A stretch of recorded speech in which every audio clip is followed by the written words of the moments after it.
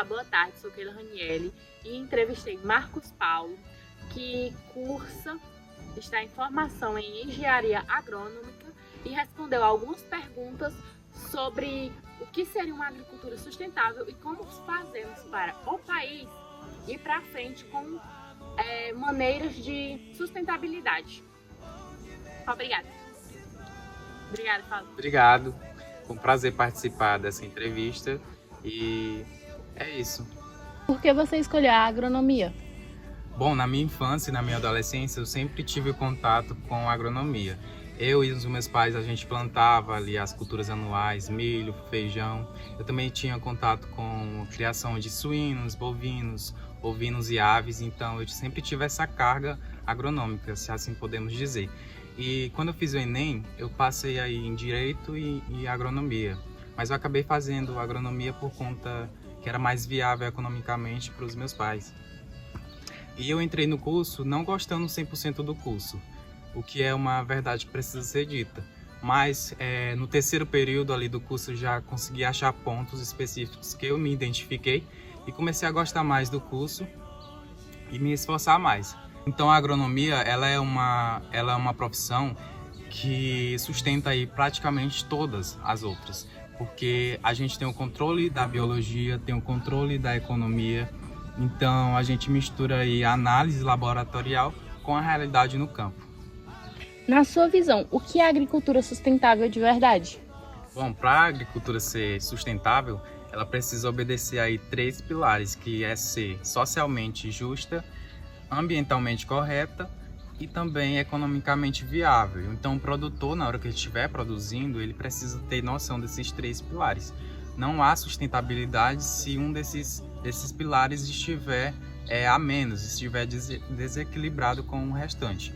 Então o produtor ele precisa ter em mente esses 3 pilares. Precisa ser socialmente correta, porque ele, por exemplo, tem que aplicar um preço justo ali para o consumidor, para entrar esse produto que ele produz no mercado. Precisa ser economicamente viável, porque ele vai utilizar de recursos que ele tem, mas sem entrar em escassez. Então ele precisa tornar economicamente viável. E precisa ser aí ambientalmente correta, porque ele vai precisar não desmatar. Então basicamente isso, ele vai precisar cuidar da terra dele, que é o patrimônio onde ele faz a sua produção. Como ela funciona no dia a dia e quais as práticas mais usadas? Bom, as práticas mais usadas são a tecnologia, obviamente, e também o manejo integrado. O que seria isso? A tecnologia mais usada seria os maquinários, que são utilizados para ampliar aí a produção e deixar mais rápida também. E também os manejos integrados, que podem ser culturais, genéticos, químicos, físicos e biológicos. Então esses tipos de manejos são utilizados aí para ampliar a produtividade numa lavoura. Então no dia a dia o produtor ele tem sempre que estar buscando os melhores manejos aí para adentrar numa produção de uma lavoura. Então ele precisa utilizar de manejos culturais, como por exemplo rotação de culturas, plantio direto. Isso aí para minimizar o uso de controle químico. Precisa sim utilizar herbicidas, inseticidas, que ajudarão no controle de pragas, ervas daninhas, respectivamente. Então ele tem que usar de tecnologias que já são de ponta a ponta para poder ampliar a produtividade. Dá para produzir bastante e ainda assim ser sustentável? Sim, dá para produzir bastante e ser sustentável ao mesmo tempo, tanto que isso andam lado a lado. Então, um produtor, por exemplo, ele precisa cuidar da terra dele, né? Precisa repor a adubação, aplicação de calcário para fazer calagem, para poder possibilitar que a planta ela tenha aí a absorção desses nutrientes. Então, ele precisa cuidar da terra dele, não fazendo desmatamento, causando erupções e erosões, não compactando também o solo, para poder, ao longo do tempo, essa terra ser produtiva e sustentável. Então ele precisa entrar também com os 3 pilares de sustentabilidade e não quebrar aí nenhum parâmetro para poder conseguir essa produtividade e ser sustentável ao longo do tempo. Quais as maiores dificuldades para aplicar isso no Brasil?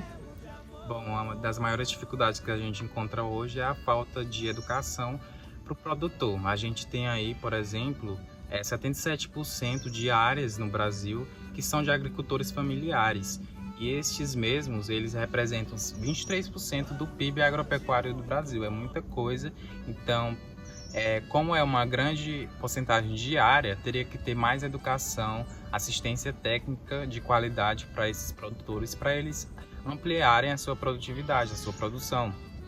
Então, basicamente esse é o maior empecilho que tem no Brasil para poder alcançar aí um nível maior de sustentabilidade, de produtividade.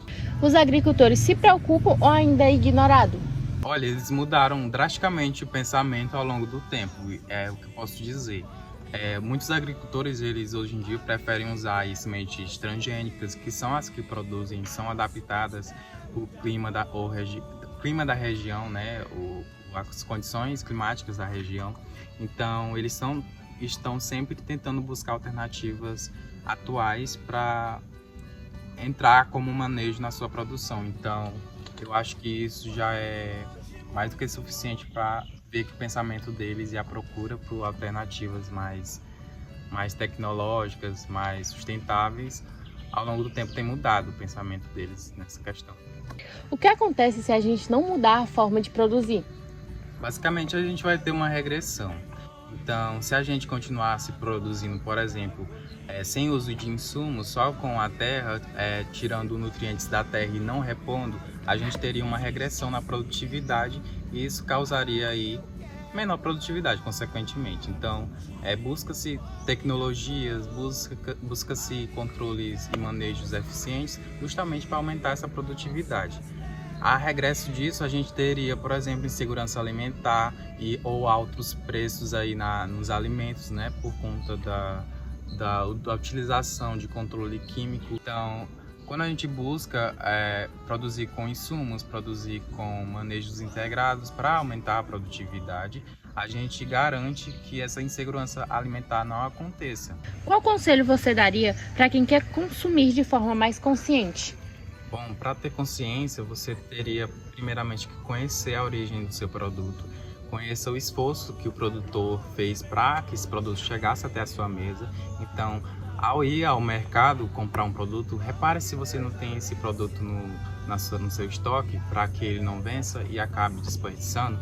Então, a gente tem índices altíssimos aí de desperdício no Brasil, muita gente passando fome. Não que a gente não tenha alimento para poder dar para essas pessoas, mas a gente continua tendo índices altíssimos de desperdício. Então, tenha essa consciência de que a mudança do país começa a partir da sua casa.